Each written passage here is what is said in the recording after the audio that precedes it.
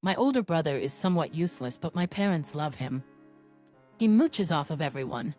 My dad retired a few years ago and can no longer afford to support my brother and his stupidity. So over the last 5 years, I've lent my brother about $10,000, and he's paid me back roughly $600. Well, he's getting married and he needs money for a honeymoon, like $2,000, which I can afford, but I don't really feel like lending him money because I know I won't get it back. I said no. He kept calling me and texting me, saying that his fiancée deserves a good honeymoon and that I should help him out. I pointed out that my parents paid for his degree, and I had to go into debt to get mine because they had nothing left for me after he took 6 years to graduate, and that he still owes me $9,400. Finally, he got my parents to call me and ask for the money. LOL, I'm already in low contact with them. They owe me money too.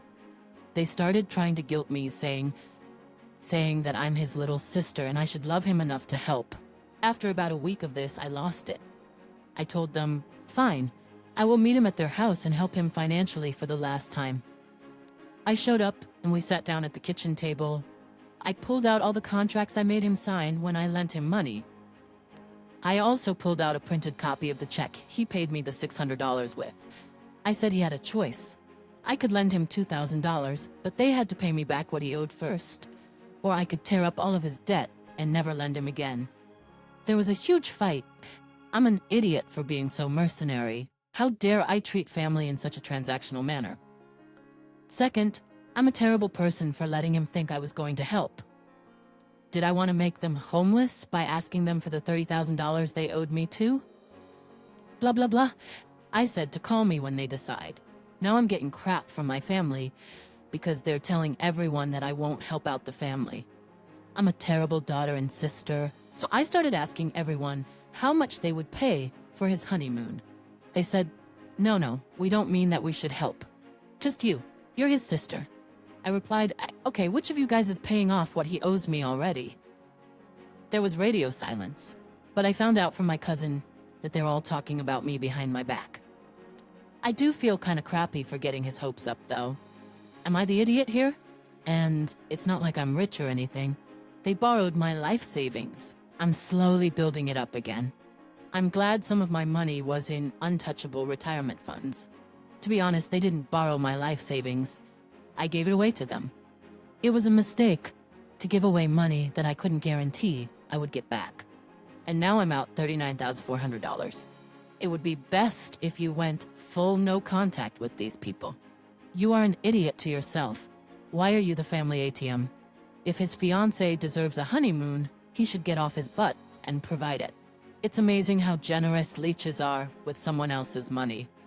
Do not lend any more money out. I couldn't care less if your brother's fiancée deserves a nice honeymoon. That's his problem. And if she doesn't like it, well, that's too bad. You are surrounded by idiots and leeches. Don't let them guilt you. They're just toxic. You are not the idiot. Even if you had shown up to the house with the $2,000 and burned it in front of them, that's basically what you would be doing if you handed it over to them anyways. We're talking about a grown man begging you and having his parents beg you for a vacation. Your family dares to ask you for that when they already owe you money? And when you say no, they claim that you're the one being transactional. Your family clearly favors your brother and his needs over yours. Get your money back. They don't care about you and will use you. Your brother is bad, but your parents made him and enabled him to become what he is today. They're all cut from the same cloth and will financially bankrupt you if you let them.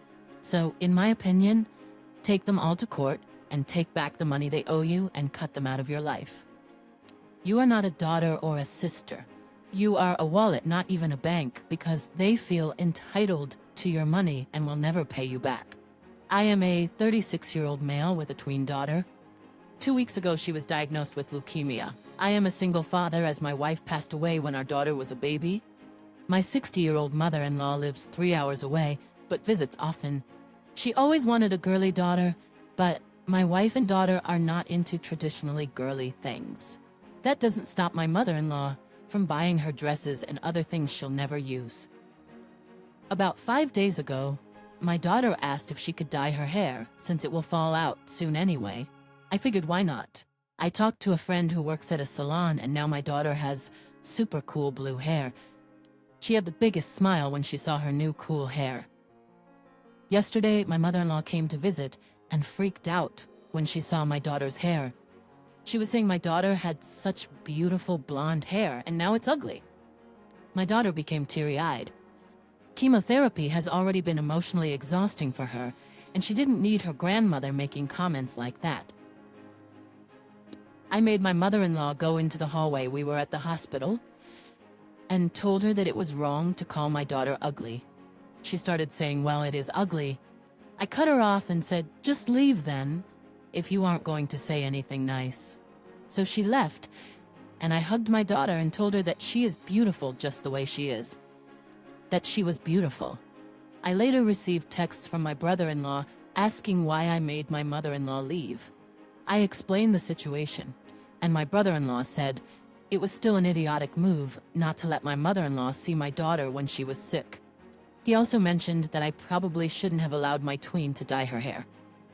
So am I the idiot? Absolutely not. My child's well-being comes before anyone else's feelings. It boosted her self-esteem when she wasn't feeling well. If my in-laws want to side with my mother-in-law, they can go skydiving without a parachute. I hope my daughter feels better soon. Honestly, if my in-laws are going to try to take away any bit of happiness my child has left, they should stay far away from her. I don't want them anywhere near her. They have a choice, be kind or leave. Ask my mother-in-law how she would feel if she got a new hairstyle that she loved and someone told her she looked ugly. If it's rude to say it to an adult, it's rude to say it to a child. I'm guessing my daughter doesn't want to see her grandma right now either. When she does want to see her again, I will have a firm conversation with my mother-in-law about what is appropriate to say to someone else. Seeing people is not a given right, and making comments about someone's appearance is a sure way to get cut off. But I bet my daughter is rocking that blue hair. My mom recently told me, a nearly adult female, that I should schedule a hair appointment because the ends of my hair were split. I called the salon and they told me they were fully booked for the next month due to someone needing surgery and rescheduling appointments. I told my mom this, but she insisted on cutting my hair herself. I figured it wouldn't hurt to get rid of some split ends, but as she was cutting, I noticed a lot of hair falling to the floor. I asked her why, and she said my hair was really damaged. When I looked in the mirror, I saw that she had cut it to my shoulders. Just for context, my hair was down to my butt. I asked her why she did that, and she just kept saying it was damaged, like a malfunctioning spam call program. I saw a few chunks of undamaged hair in the mirror, with only 1 or 2 inches of split ends. I asked her why she had cut off 2 feet of hair for no reason, and she said she accidentally cut off too much. By that point, it was too late to do anything else, so she kept cutting and ended up making it uneven. In the end, I was left with a chin-length bob.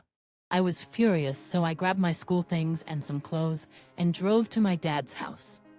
My dad's house. About an hour later, my mom drove over to pick me up and take her car.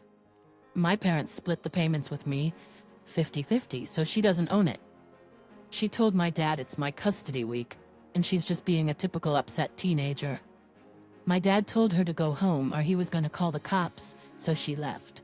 But I received a nasty text, which basically said that she tried to do something nice for me, but I violated our custody agreement by using the car that she pays for. I told her I would be happy to return to her house if she cut her hair like mine. However, she refused because she has long hair. So for now, I'm staying at my dad's. I am not the one at fault here. First of all, as a child, I cannot violate the custody agreement. It is between my mother and father. Also, based on my age, I may have the power to adjust the agreement to my liking if it ever needs to be addressed in court.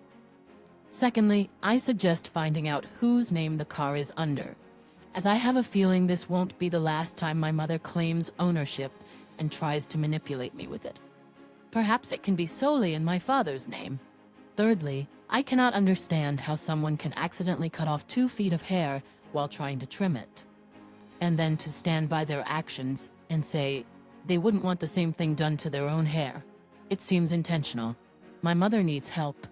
Maybe if she had only cut off 1 to 2 inches and then realized it was crooked and tried to fix it by cutting off a little more, it could have been a genuine mistake. But going from having long hair to shoulder-length hair was clearly deliberate. Unfortunately, this seems to stem from jealousy or other unresolved issues. Our hair is a part of ourselves, and my mother took it upon herself to destroy my trust in her by cutting off all my hair. And to make matters worse, she is unapologetic and petty about it. I am grateful that my dad is there for me. And in the meantime, there are affordable extensions available if I need to cover up the bad haircut. I, a 27-year-old male, am now the owner of a property that used to belong to my grandfather. He was a farmer and had this amazing property built when my mother and her sisters were in high school. This was the family home. My grandfather also built a large garage on the property, which my cousins have used as a reception hall for their weddings in recent years. When my grandmother passed away, my grandfather and I started spending more time together. And I have been working on the property since I was young. I am the only grandson he had, as all my cousins on my mother's side are girls. In 2018, my grandfather passed away and left the property to me. This caused some drama within the family, but I understand why my grandfather made this decision. Grandpa did it. My grandpa was not a perfect person. He was very old-fashioned. He hated divorce and was very traditional. His beliefs clashed with those of his daughters. He wanted to pass down his farm to a son. But since he didn't have any and none of my aunts married the type of men he approved of, I became the de facto option. My grandpa especially disapproved of how my aunts were in their relationships because he valued commitment. On the other hand, he loved and was loyal to my grandma. My 28-year-old female cousin is getting married this fall. While at my parents' house, my aunt mentioned that the reception will be held at our house. I told her that nobody had talked to me about it yet. She argued that since all of our other cousins had their receptions at our house, it should be a tradition. I agreed, but also pointed out that they had all asked for my permission, and I wanted them there. Unfortunately, her daughter did not ask for my permission, and I do not support the wedding. This is my cousin's second marriage, and we are not close. We have different political views, so I have muted her on social media. I didn't even know she was engaged. My cousin and I hardly speak. Additionally, this is her second marriage, and she cheated on her first husband with the man she is now marrying, who was also married at the time. My grandpa would never approve of that or want it on his property. Also, if the reception is held at our house, I would have to be involved in the setup and cleanup. I am not willing to sacrifice my time for this. If my cousin wants to rent the property in my time, she can pay me a premium for the short notice, but I am not doing it for free. I explained all of this to my aunt and my cousin, but they both threw a fit and tried to have my mom talk to me. My mom tried to guilt me by using the family card and mentioning that my cousin has no money. I reminded her that my cousin's financial situation is a result of her divorce. This wedding is a sham and my grandpa would not support it, and my cousin knows that. There was a reason why my grandpa did not entrust the property to his own children. I am willing to help out my other cousins because they are good people, but my cousin and aunt are being rude. My mom then said that I would most likely not be invited to Christmas. I responded by saying that they should find another venue while they're at it. Our house is usually the gathering spot for Christmas. My dad called me an idiot, but I need an impartial judgment. Am I the idiot? Everyone is in the wrong here. You are wrong for using your grandpa's misogynistic and bigoted views as an excuse for not wanting your family to use your home. And if you agree with his views, you are also in the wrong. Your aunt is wrong for assuming that you would be okay with having a wedding and reception at your house without asking for your permission. Your mom is wrong for thinking that she can uninvite you to a gathering in your own home. At this point, your whole family needs help. I agree with everything up until the point where you mentioned that your cousin is marrying her affair partner. I think that is a legitimate reason to deny them the use of your property. Cheating is unacceptable.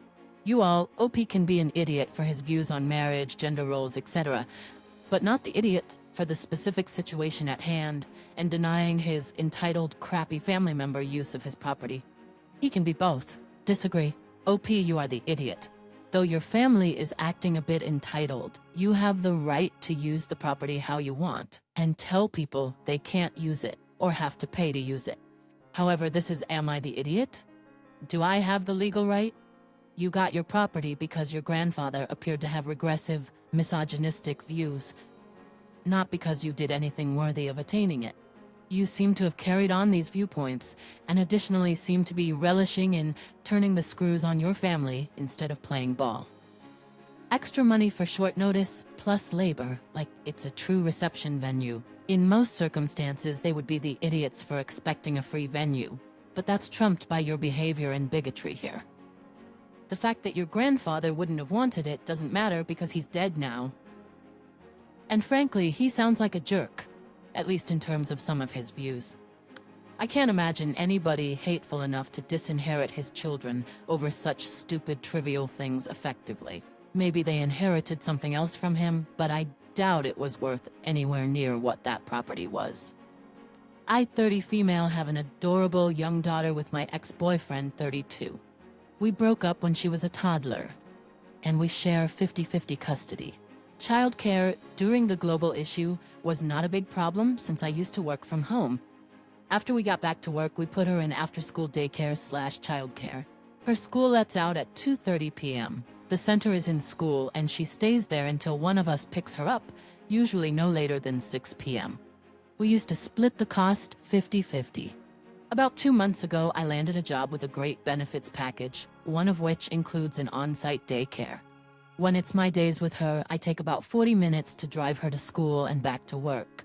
That means I have to stay an extra 40 minutes at work to make up for it. Since I stopped paying half of our old daycare, my ex now has to pay all of it, which is not a small amount. He asked if I could have her in my on-site daycare every day. At first, I said okay, as long as he dropped her off. I don't want to stay 40 minutes after 5 p.m. every day. He said that he couldn't get off work to drive her to me. It'll take him an hour to do that. So I told him he could drop her off at my work, or he could keep paying for daycare. He says I'm an idiot. Am I not the idiot? The dude can't even bother to drive her. He can pay if he doesn't want the inconvenience. If he wants to enjoy the privilege of utilizing your work daycare on his custody days, then he needs to figure out how to get her there. It's extremely unreasonable of him to demand that you rearrange your work days to save him money. You are the idiot. You changed the plans on him and shifted the full cost of the daycare back to him. This is not how you should handle it. If you were in his shoes, you would also be angry. It's understandable if the after-school program could reduce the cost by half for only half the time, but since they are unable to do so, and you still pay to reserve her spot, even on the weeks when she's not there, it was your decision not to use the daycare during those weeks, and you should continue to pay for your share. Additionally, what is best for your child? Is it better for them to be in 2 different daycare centers or in one? I believe this could come back to haunt you. You are being selfish.